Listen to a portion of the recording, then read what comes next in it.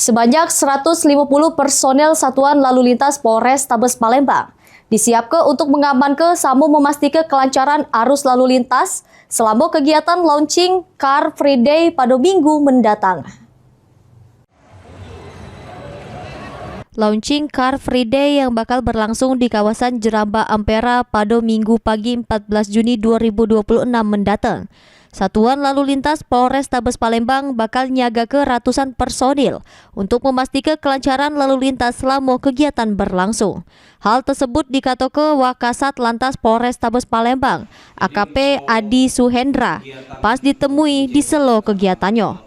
Maka dari itu masyarakat maupun pengendara yang nak nyebrang ke Ilir maupun ke Ulu bakal selama kegiatan berlangsung bisa ngelintas melalui Jeramba Musi 2, Musi 4 sama Musi 6. Jadi untuk kegiatan launching CFD dilaksanakan tanggal 14 Juni 2026 ini, hari Minggu ya tepatnya ya. Untuk personil Satlantas Polres Tabes Palembang siap untuk menurunkan personilnya sebanyak kurang lebih 150 yang akan membantu untuk melancarkan kesuksesan launching pada hari Minggu besok.